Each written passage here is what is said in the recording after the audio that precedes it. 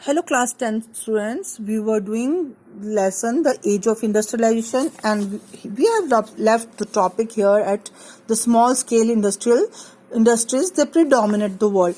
Or here we are doing this aspect. Certain group of weavers were in better position than others to survive the competition with the mill industries. Amongst weavers, some produced coarse cloth while others were fine weavers. The coarser cloth was bought by the poor and its demand fluctuated violently.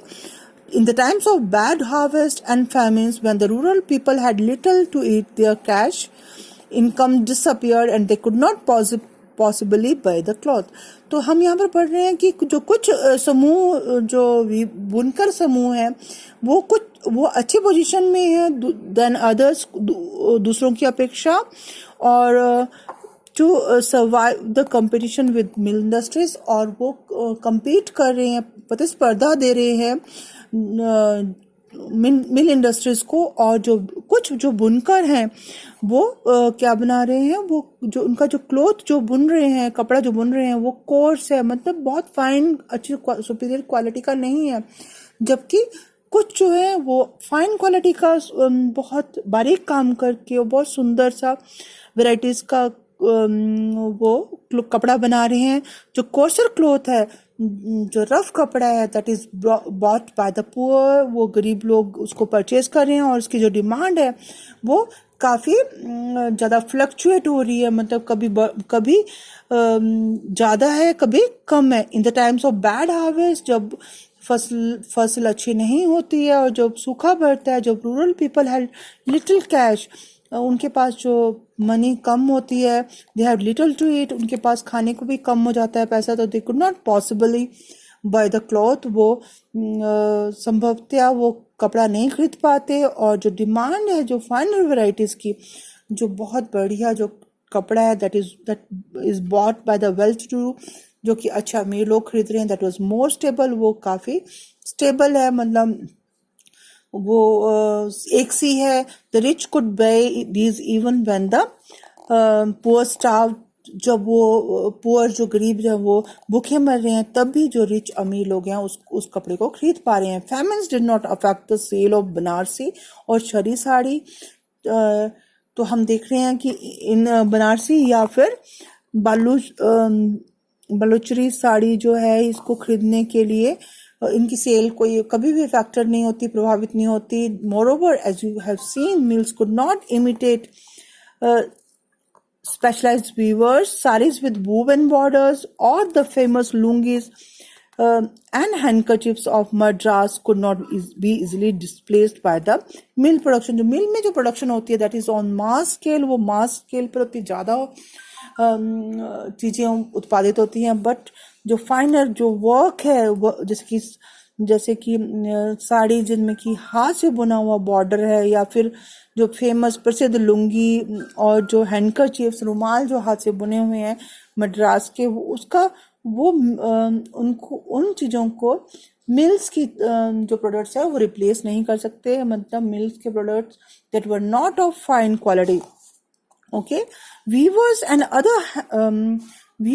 other craftspeople who continued to expand production through the 20th century did not necessarily prosper जो viewers बुनकर और जो दूसरे कार्य करने वाले craft कला का काम करने वाले जो वर्कर हैं वो जिन्होंने की अपनी प्रोडक्शन बढ़ा भी ली है 20th सेंचुरी के दौरान वो बहुत ज़्यादा प्रॉस्पर नहीं हो पाए अमीर नहीं हो पाए they lived hard lives and worked long hours वो उन्हें काफ़ी लंबे समय तक काम करना पड़ता था और उनकी ज़िंदगी काफ़ी मुश्किल होती थी very often the entire household including all the women and the children had to work in various stages of the production process but they were not simply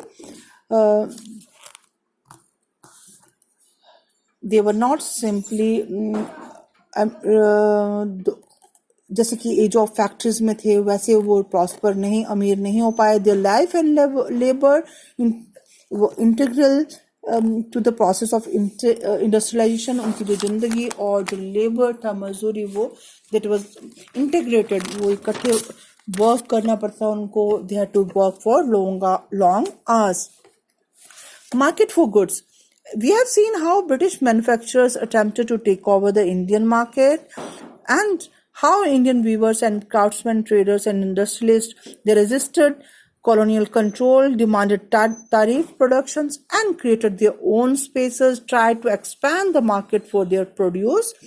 तो हमने देखा कि जैसे कैसे कि ब्रिटिश जो मैन्युफैक्चरर्स थे, कपड़ा उद्योग का जो एक्सपोर्ट होता था, कपड़े का जो एक्सपोर्ट जो मैनचेस्टर से हो रहा था, वो मैन्युफैक्चरर्स थे, दे अटेम्प्टेड टू टेक उन्होंने इंडियन मार्केट पर कंट्रोल करने की कोशिश की, और इंडियन जो वीवर्स थे, भारतीय बुनकर जो थे, ट्रेडर्स, व्यापारी, उद्योगपति, दे रेजिस्टेड कॉलोनियल कंट्रोल, मतलब उन्होंने ब्रिटिश इंडिया का जो कंट्रोल था उनके ऊपर, उसका विरोध किया, और उन्होंने डिमांड की कि उनको प्रोटेक्शन दिया जाए, किसी तारीफ पर टैक्स से प्रोटेक्शन दिया जाए, बचाव किया जाए उनसे, और उनके लिए अपना स्पेस एक उनके लिए एलोकेट किया जाए, उनके लिए एक अलग सा स्पेस दिया जाए, और उनको अपनी मार्केट को एक्सपेंड करने दिए जाए. But when new products are produced, people have to be persuaded to buy them. जब नए प्रोडक्ट्स बनने लगे तो लोगों को समझाना पड़ता था उनको विश्वास दिलाना पड़ता था कि इन चीज़ों को खरीदा जाए. They have to feel like using the products. How was this done? उनको लगना चाहिए था कि वो चीज़ें खरीदें. कैसे किया जाए? The way in which new consumers are created is through advertisement. Advertisement एक अच्छा माध्यम था. Advertisements take products appear desirable and necessary. They try to shape the mind of people and create new needs. Today we live in the world where advertisements surrounds us. They appear in newspapers, magazines, hoardings, street walls and television screens. तो यहाँ पर आप देख रहे हो कि advertisement जो है हमारे आज के जो मॉडर्न वर्ल्ड है उसमें बहुत इंपॉर्टेंट रोल प्ले करती हैं. वो हर जगह छाई हैं, न्यूज़पेपर, मैगजीन्स, होर्डिंग्स जो दीवारों पर लगी होती हैं. तो वो हमारी जो माइंड को शेप अप करती हैं, हम दिमाग को हमारे उस ओर ले जाती हैं, और एक नई ज़रूरत क्रिएट करती हैं, हम नई ज़रूरत बनाती हैं कि हमें we have to buy it. But if we look back into the history, we find that from the very beginning of the industrial age, advertisement have played a part in expanding the market for products and in shaping a new consumer culture. एक नया culture, संस्कृति, उपभोक्ता संस्कृति का विकास हुआ. इसको consumerism कहते हैं.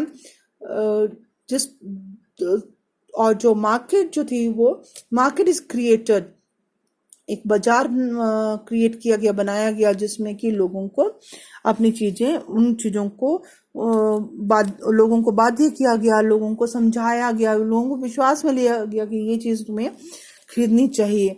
When Manchester industrialists they began selling clothes in India, they put labels on the cloth bundles. उनमें क्लोथ के जो कपड़े के जो बंडल से इकट्ठे किए हुए जो एक बंडल था, उसमें उन्होंने लेबलिंग की थी. लेबलिंग करना मतलब अभी भी शर्ट्स या आप जो भी परचेज करते हैं उसमें एक लेबल होता है. The label was needed to make the place of the manufacturer and the name of the company familiar to the buyer, ताकि बायर जो है, जो खरीदने वाला है, वो एकदम से उसको कोरिलेट कर ले कि ये चीज जो है उस कंपनी की है, तो कि वो बेटर क्वालिटी की होगी. The label was also to be a mark of quality. When buyers saw made in Manchester written in bold on the label, they were expected to feel confident about buying the cloth.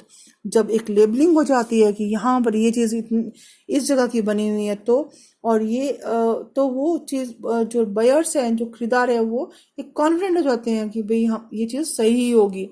तो therefore उस time में भी labelling का यहाँ पर देख रही हूँ. Manchester labels images of numerous Indian gods and goddesses, even Maharaja Ranjit Singh, Krishna's, these were used, historic figures were used. Even the Sunlight Soap calendar of 1934 various gods and goddesses were used. But labels did not only carry words, they carry images and were very often beautifully illustrated. If you look at these old labels, we have some idea of the mind of the manufacturer, their calculations, and the way they appeal to the people. कि कैसे लोगों को वो appeal कर रहे हैं, उनको अपनी ओर ध्यान आकर्षित कर रहे हैं, और उनमें गॉड देवी देवताओं की आकृतियां भी हैं. Images of Indian god and goddesses regularly appeared on these labels. It was as if the association with gods give divine approval to the goods being sold. कि जो चीजें बिक रही हैं उसमें भगवान की भी मर्जी है, उससे भगवान भी उससे प्रसन्न है, उसने भगवान ने अपनी अप्रूवल दे दी है. The imprinted images of Krishna or Saraswati was also intended to make the manufacture from a foreign land appear somewhat familiar to Indian people. जो बाहर की चीजें हैं, बाहर के उद्योग से जो औद्योगिक कर्ण से जो चीजें आई हैं, वो चीजों पर भी इंडियन भारतीय गॉड एंड गॉडेसेस की जो लेबलिंग करने से वो चीजें शो कर रहे थे कि वो इंडियन ही हैं. In the late 19th century, manufacturers were printing calendars to popularize their products. Unlike newspapers and magazines, calendars were used even by the people who could not read. Calendar की जरूरत पड़ती थी तारीखों को देखने के लिए. लोग जो पढ़ नहीं पाते थे वो भी उनको यूज करते थे. they were hang in वो टी शॉप्स में, पुअर पीपल के होम्स में भी, घरों में भी वो टंगे होते थे, ऑफिस और मिडिल क्लास अपार्टमेंट्स में भी. और ये कैलेंडर जो थे उनमें भी एडवर्टीजमेंट्स होती थी, which shows that a figure of gods used to sell the products, like the images of the god figures of important personalities. जैसे कि जो कुछ पर्सन जो अच्छी पर्सनालिटी वाले लोग होते थे, या जो एमिनेंट लोग होते थे, जो प्रसिद्ध लोग होते थे, उनकी, या एम्परर्स एंड नवाब की, मतलब राजाओं की, नवाबों की, that adorned advertisements and calendars. The message was often seems to pay, if you respect the royal figure, then respect his products. When the products were being so used as kinds or produced under royal command, its quality could not be questioned. इसकी quality को questioning नहीं कर सकते थे. When Indian manufacturers they advertised, the nationalistic message was clear and loud. If you care for the nation, then buy these products. For the Indians, advertisement became a vehicle of the nationalist message of the स्वदेशी लोगों का एक राष्ट्रीयवादी संदेश बन गया ये advertisement.